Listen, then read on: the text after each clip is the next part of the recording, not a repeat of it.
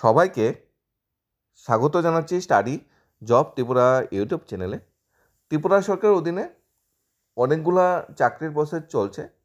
আজকের ডেটে সেই রকম চাকরির প্রসেস থেকে আমরা বাছাইকৃত 3টা চাকরি পেয়েছি।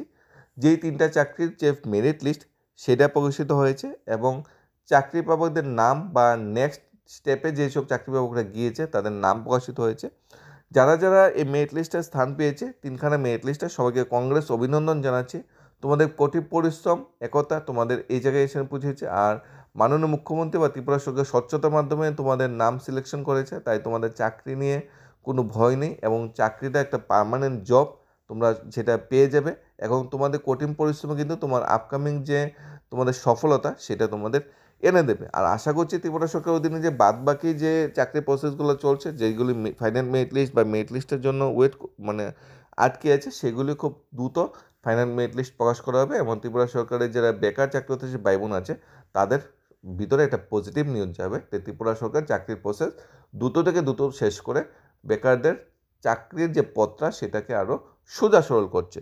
আমরা যে 3টা চাকরির মেরিট লিস্ট প্রকাশিত হয়েছে ফাইনাল মেরিট লিস্ট, সেটা আমরা স্টেপ বাই স্টেপ দেখে নেব। সবচেয়ে প্রথম যে চাকরির ফাইনাল মেরিট লিস্টটা প্রকাশিত হয়েছে সেটা হলো result for the written examination the post of junior engineer civil degree holder TES grade 5A under THNCB যে ডিপার্টমেন্ট আছে, অর্থাৎ সোফেদের আন্ডারে যে তোমাদের রিটেন এক্সামটা হয়েছিল তোমাদের ডিগ্রি ইঞ্জিনিয়ার সিভিলের, সেই রিটেন এক্সামের রেজাল্ট দিয়ে দিয়েছে।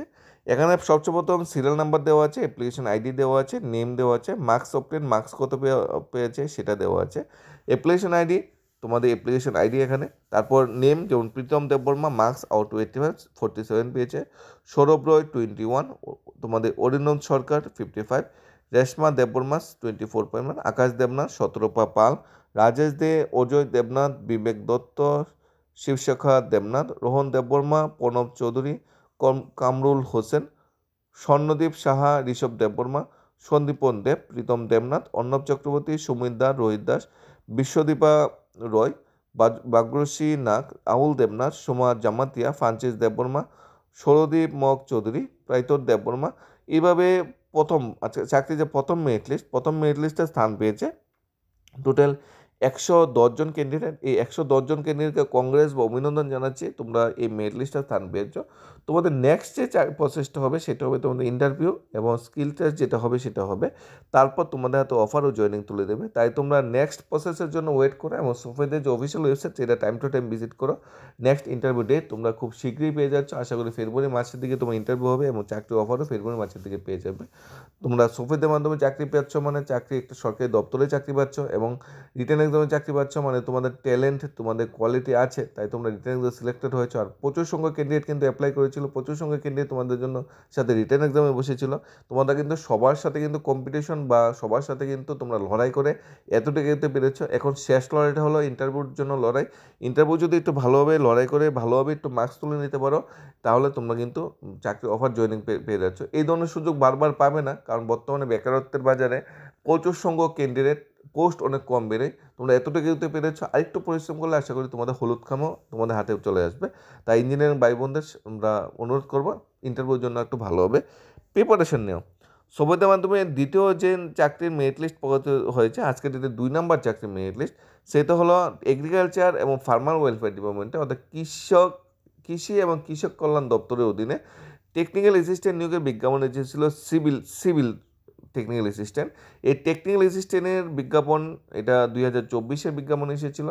খুব শীঘ্রই অ্যাডভার্টাইজমেন্টের সাথে সাথে রিটেন এক্সামও হয়ে গিয়েছিলো, অর্থাৎ দ্রুততার সাহায্যে চাকরি প্রসেসটা কমপ্লিট করতে সিদ্ধান্ত নিচ্ছে রাজ্য সরকার।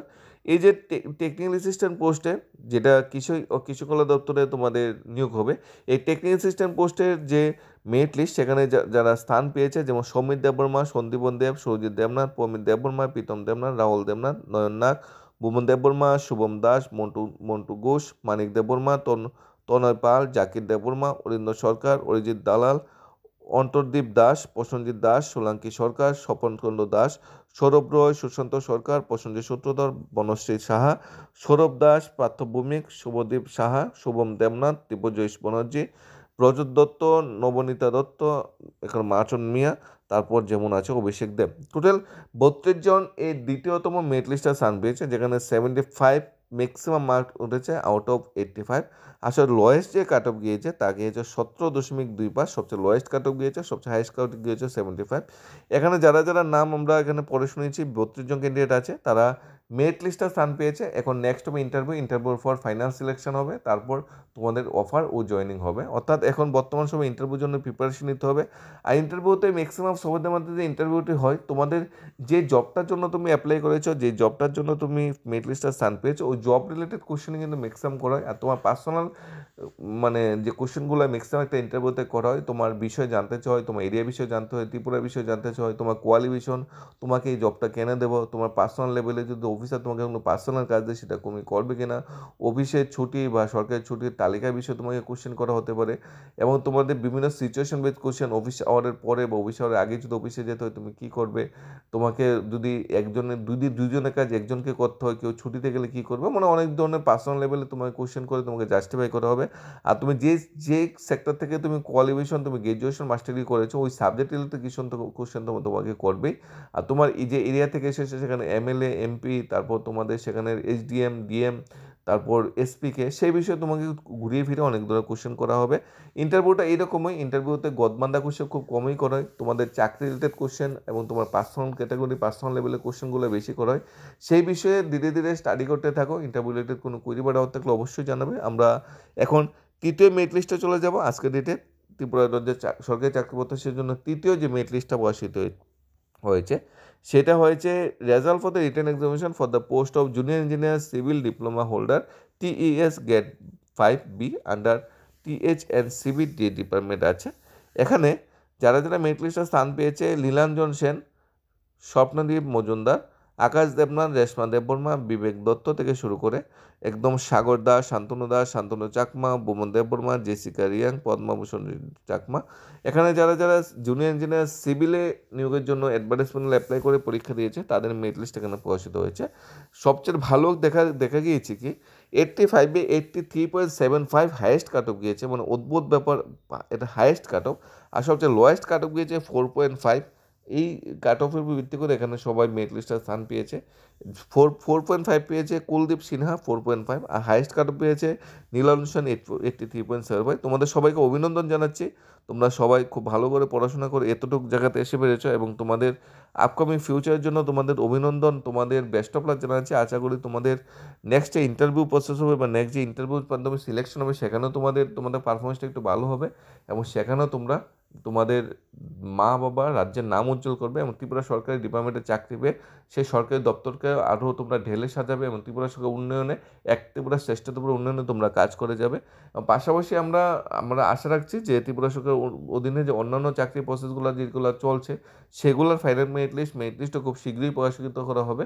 কারণ ম্যাক্সিমাম জব বা চাকরি প্রার্থী কিন্তু বিশেষ করে পুলিশ ডিপার্টমেন্টের আন্ডারে ওয়েট করছে বিভিন্ন চাকরি প্রসেস বা শেষ করে নিয়ে, jail police, fire service, special Tripura police. এই চাকরি প্রসেসগুলো যদি দ্রুত শেষ হয়, তাহলে আরও বেশি সংখ্যক চাকরি হতে সে বেকার মানে খুশি পাবে, আরও বেশি সংখ্যক মানে ক্যান্ডিডেট উপকৃত হবে। ধন্যবাদ সবাইকে। আর আবার সবাইকে অভিনন্দন জানাচ্ছি যারা মেরিট লিস্টে স্থান পেয়েছ studies of Tripura YouTube channel.